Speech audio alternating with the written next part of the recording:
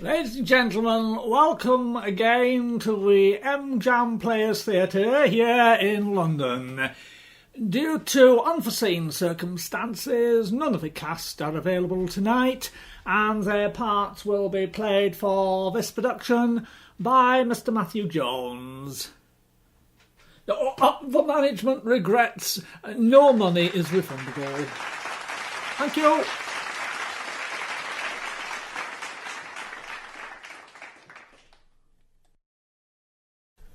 Act 3. The staff common room, 2 hours later. Miss Whitchurch is seated on a stool speaking on the telephone. Miss Gossage stands near her. Billings is sitting in a chair by the table looking very tired. Hello? Hello? Is that the Ministry of Evacuation? I must have... got it for note. I must speak to Mr. Thraphampton. Will give me his home address. What do you mean you thought I'd have it? He says I must have it. We haven't got it, have we, Gossage? Oh, put me through to his secretary. What? If I were his secretary, I would not be asking for her. Oh, this is hopeless. I suppose that is the Ministry of What? I am not the Ministry of Evacuation. I'm speaking to them. You are the Ministry of Evacuation.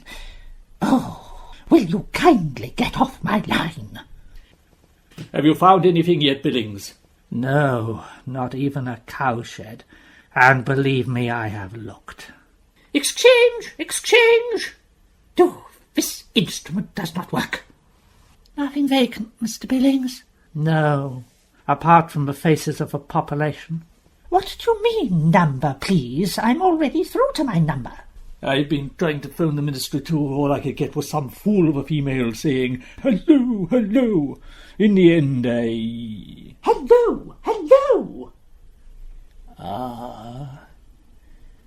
The party line. But I was speaking to London. I was speaking to some mentally deficient numbskull of a man who was on my line. Well, what should I do? For that vulgarity I shall report you to your supervisor. Please give me your supervisor.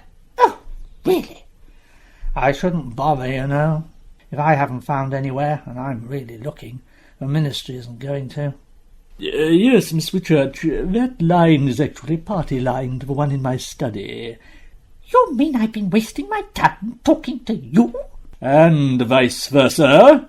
If you ask me, it's utterly impossible. I mean, how can we produce another set of premises by 6 o'clock?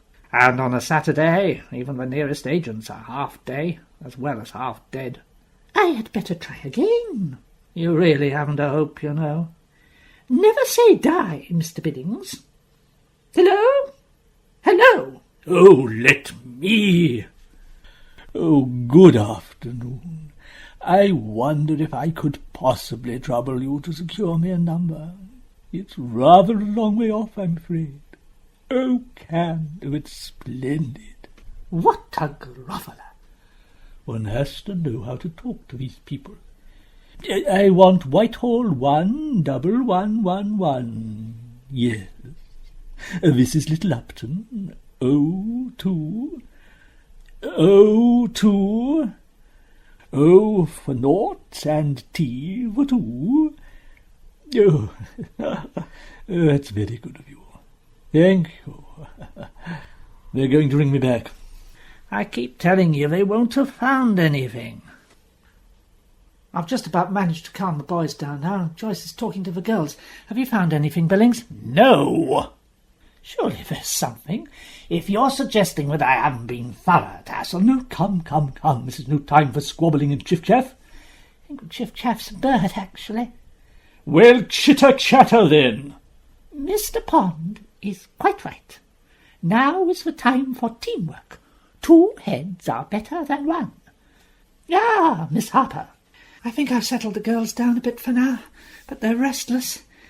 What exactly did Mr. Peck say, Miss Whitchurch?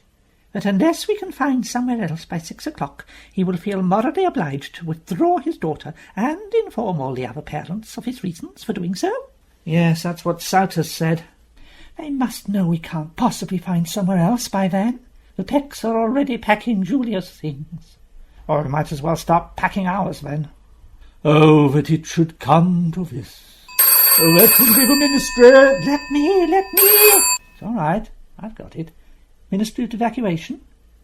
Ah, yes. I'd like to talk to... What is the fellow's name? Give it here. Hello, Ministry of the whatever it is. Thank you. Hello. St. Swithin's here.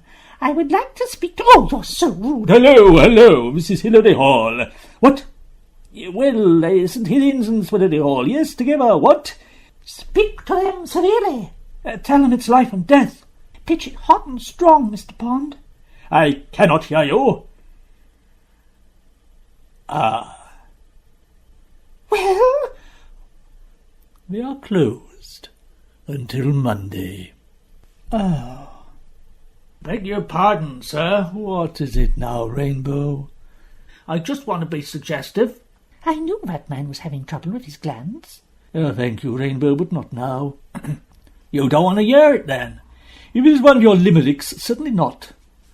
Only thought it might do, that's all, for temporary housing.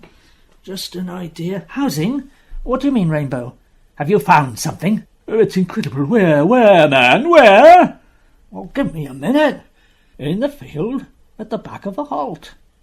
Well, there's 3 LMS railway carriages. Rolling stock? Well, they're not rolling at the moment, are they? They're just stuck there. 3 Disused railway carriages. for an entire school? 3 carriages, 8 compartments to a carriage, 4 side in each, that's 64, 3 carriages, that's 192 in all. We could do with him on the teaching staff. Sleep 1 in each rack, 1 on the seat, there's room for 96. That's true enough. Knock off 1 carriage for classrooms. Well, you can have the guard's van for the staff. And you've still got room over for 60.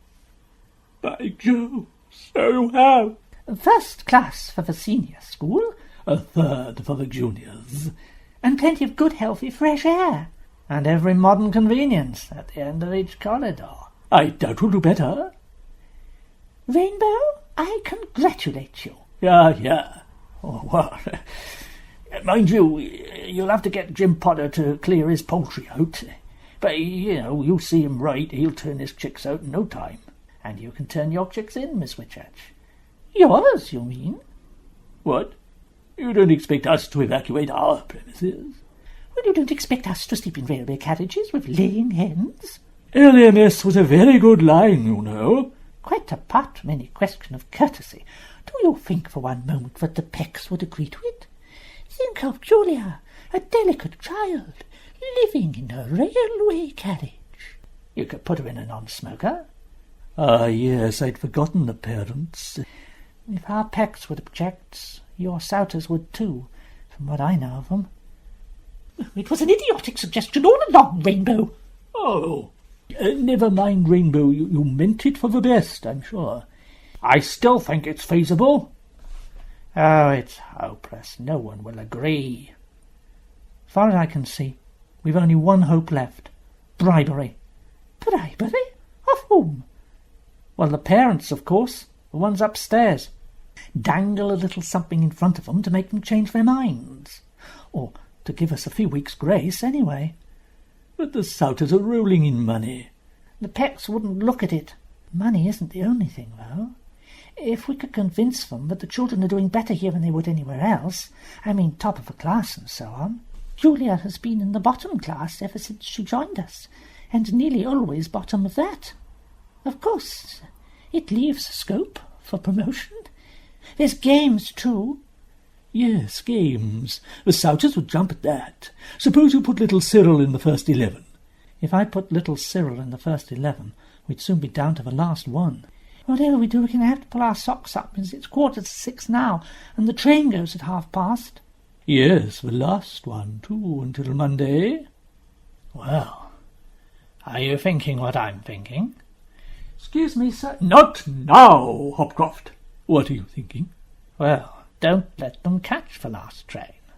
If we see that they miss it, and there are no more trains until Monday, and everywhere is full up, so we'd have to stay here, it means, well, we've got time to work on them.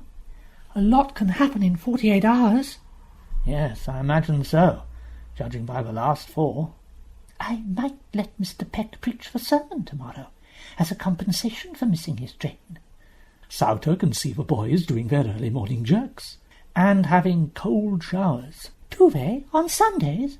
They don't have 'em on weekdays. It's never too late to start. I shall start delaying action straight away. Well, I'll see to the Pecks. Ah, wait. What if they want a taxi ordered? Well, tell them you'll see to it, and don't. Go back on my word? Yes, it's a jolly good idea. What are you doing here in the doorway? Sorry, sir, you told me to wait. Did I? Well, what do you want? Note from Mrs. Hampstead, sir. From matron? Kindly send someone. I wish to leave the room. Well, really? Oh, my goodness, I told her to stay out of sight until we'd busied ourselves with the emergency. That was over 2 hours ago. It's like she's got an emergency of her own. All right, Hopcroft, run along. One of you go and tell her she can leave her room now. Where are the girls? They're on the back lawn. I told them to read Ruskin and Carlyle for an hour or 2. Oh, in that case they'd better have a high tea. Are you going to the relief of Hampstead, or am I? Look here, Robbie. It may be my last chance to chat to Joyce, you know what I mean? You just spent the last 2 hours with her. I was with the boys, she was with the girls. Come on, R.B. Oh, all right. By the way, Miss Harper. Yes? Oh, Miss Harper. Dick, I mean, that's my name. I know it's not yours. Whatever happens now, well, it may be too late for anything to happen. But what I'm trying to say is, if we separate, we shall have to part. So, I've wanted to say this all afternoon, but... What? What do you want to say? Miss Harper! Oh, blast! You wanted to say blast? I wanted to say something much worse than that. What is it, Barbara? Can I speak to you, Miss Harper?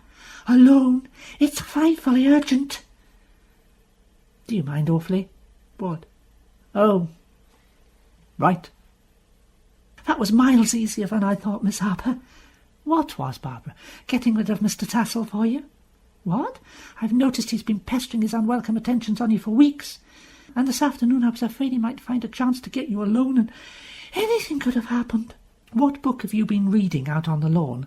Sartor Sartus by Carlyle. Never mind what you were told to read. What were you reading? The Fruits of Passion. It's not by Ruskin or Carlyle, I'm afraid. You'd better write out 50 times. Fiction is nearly always stranger than truth, and give it to me by lunchtime tomorrow. Oh, Miss Harper! And bring me that book, too. But, Miss Harper! And think yourself lucky I'm not giving you a misconduct mark for coming in here on false pretences. Over here. What? Over here. You're Hopcroft. I know I am. I know who you are, too. Now listen, it's all going wrong. No, it's not. The Pecks are going to spill the beans, we'll have to break up early and go home, and I'm going to get my parents to engage Miss Harper as my private tutor. Don't be crackers. It's all off. Why? What's happened? They're going to make them miss the train, and then they're going to work on them. Who's going to work on who? Your hags and our beaks are going to work on the Pecks and Souters to make them change their minds. We're going to have to do physical jerks all weekend while you listen to a sermon from old Peck. Oh, that's terrible! What a plate of tapioca! If we could only make sure they catch for 6:30 somehow. All right, anything I can do, count me in. Shake, shake. Oh, Cavey! As I was saying, Mr. Souter, the most remarkable boy for his age that I have ever had in school. Mr. Tassel says he can't even put him in the first 11 because it would not be fair to the other 10. That doesn't sound like Cyril, doesn't it? No, it doesn't. Ah, well, it's true, literally. He is the best bowler we have ever had, and that is only after a few hours' coaching. Think what 2 or 3 years would do. I know what your 2 or 3 weeks have done. You prancing up here in a schoolgirl's whatever you call it. And if that's not enough, you've got a form master whose name is Daisy. Excuse me, sir. What now, Hopcroft? No one's come to take prep, sir, and it's past 6 o'clock. All right, Hopcroft, all right. Quite a bit past 6 o'clock, sir. Good heavens, so it is. Nonsense. Nonsense. I mean nonsense, Hopcroft. Of course someone is there ready to take your prep. But, sir... That will do, Hopcroft. Yes, sir. Now, Mr. Souter, you leave the young man with me, and I am sure, Mr. Pond, have you or have you not disposed of that schoolful of women? Well, not absolutely, but I have the highest hopes. Luggage. Beg your pardon? We want the boy's luggage brought down. Oh, no. No? No trouble at all. Ah, Billings, Mr. Souter was just saying, his boy's bags should be taken down. Oh, I entirely agree. 6 of the best would do him all the good in the world. I mean the boy's trunk. Are you going to see to it, or must I? No, of course not. We will attend to it. Ring for Rainbow, Billings, will you? Ask him to bring down Souter's luggage. Of course, Headmaster, yes. It's a bit early yet, isn't it? You ordered the taxi for 6:15, didn't you?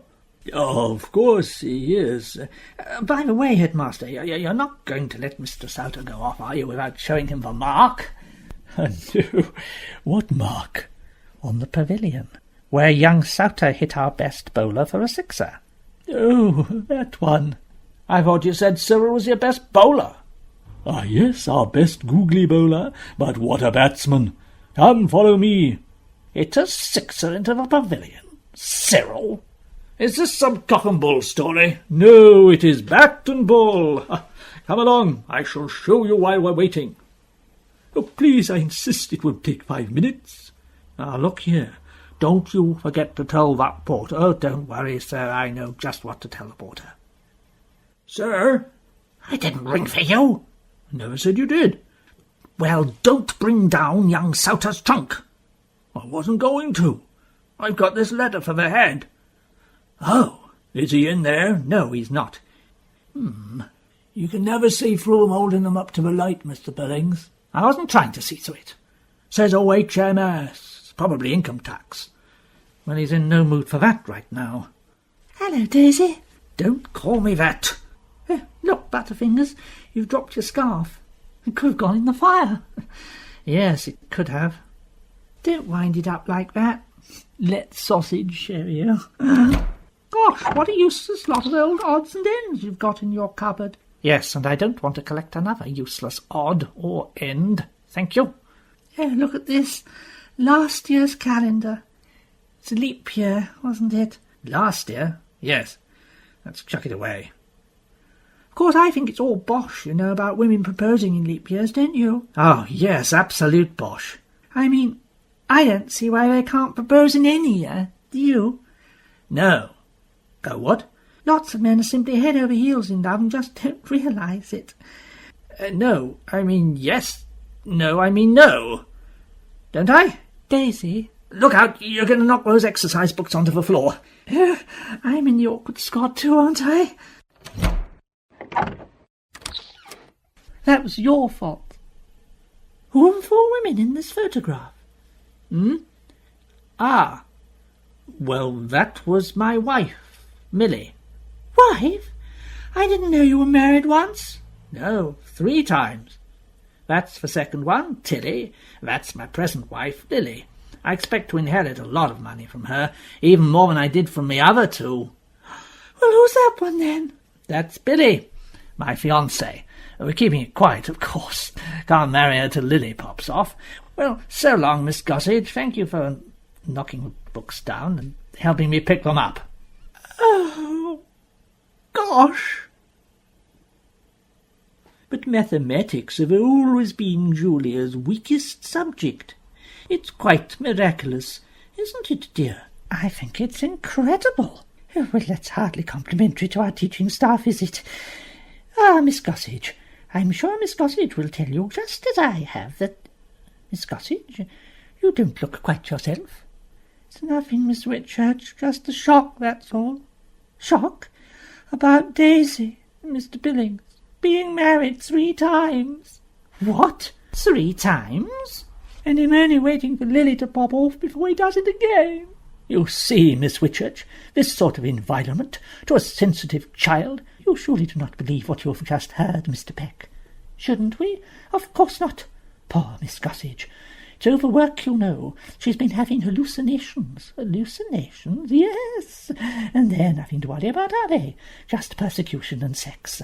I'm having her thoroughly psychoanalysed twice a week. Oh, that will soon put a stop to it. Nonetheless, as you say, that is nothing to do with Julia. As I was telling you, her vulgar fractions have suddenly taken a turn for the better. As for her languages all week, well, I simply can't tell you. Really? I can't think why the child made no mention of it. She is such a modest girl. But she said in her letter she got an omega for French. Don't you remember, Edward? Yes, she did. Oh, well, that's quite impossible, I marked her myself. Of course, that accounts for it. It's that wretched alpha of mine. It's always getting mistaken for my omega. No, I assure you, Julia is really showing the most unexpected promise. I wonder what you will say if I tell you that there are such things as scholarships to Oxford. You're not suggesting, who knows, early days. But I will say one thing, the air down here does seem to work wonders. Seems almost a pity to take her out of it, doesn't it, Edward? Oh, leave her. Let her breathe for all she is worth. Miss Whitchurch, excuse me. Yes, dear. What is it? Just a book, Miss Whitchurch. Miss Harper asked me to bring it to her. Well, thank you, Barbara. What a dear child. That is another thing, since Swivins has always paid particular attention to general culture. We of the staff not only share their lessons, we share their pleasures too. We help to mould their tastes during the most formative years. Miss Harper has quite a genius for interesting the girls in the right kind of literature. Excuse me, the fruits of passion? I'm afraid, Miss Whitchurch, in the circumstances, I knew what you were going to say, Mr. Peck, but please do not say it. Things aren't always what they seem. You're telling me? I've just spent 10 minutes looking for a mark, and when we find it, it's a fake.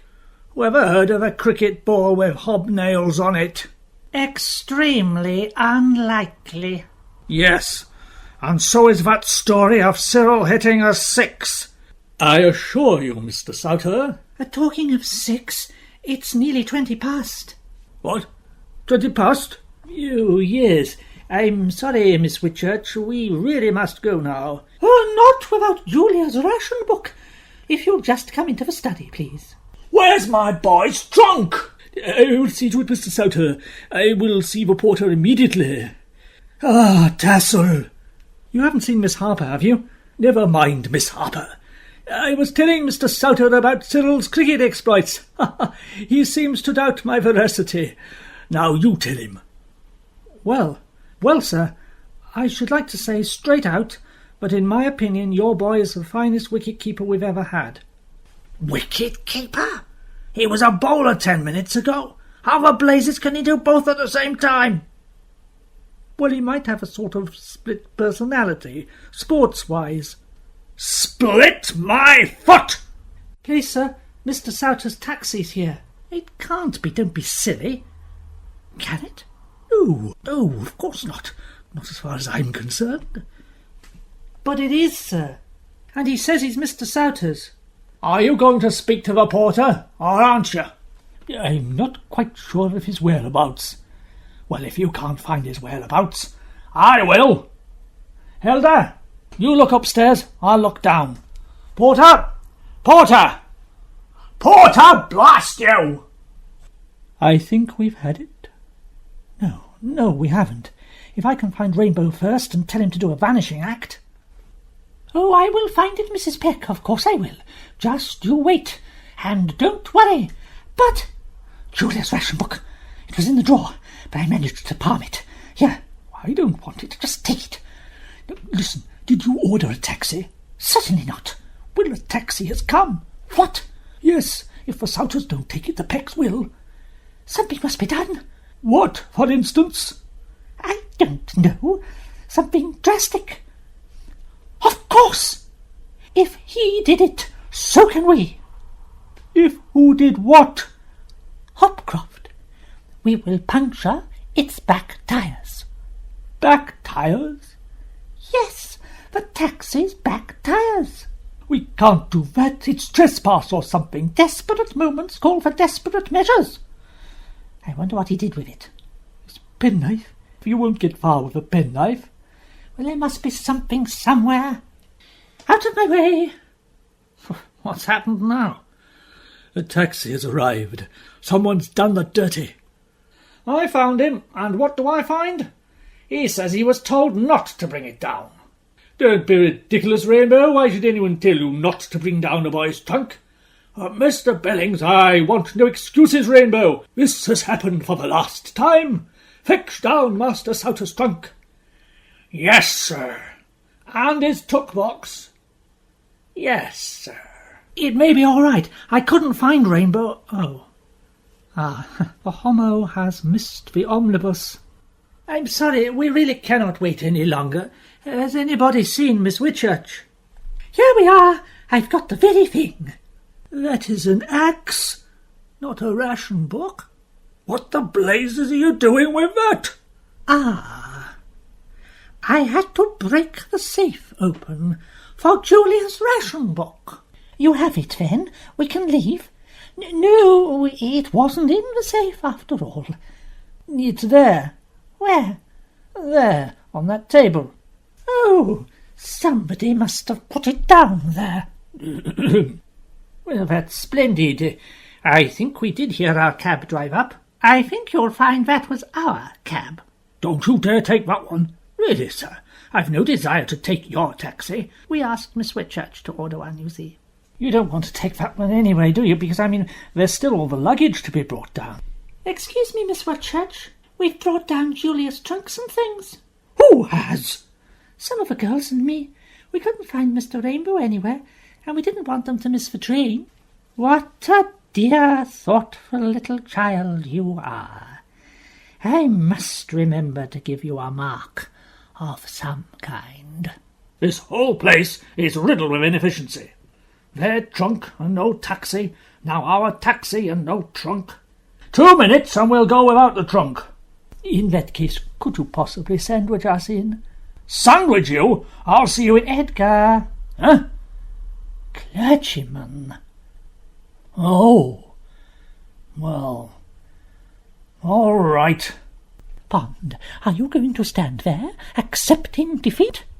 Mr. Souter, Mrs. Souter, Mr. and Mrs. Peck, I would like to appeal to you, for the sake of your young boy and girl.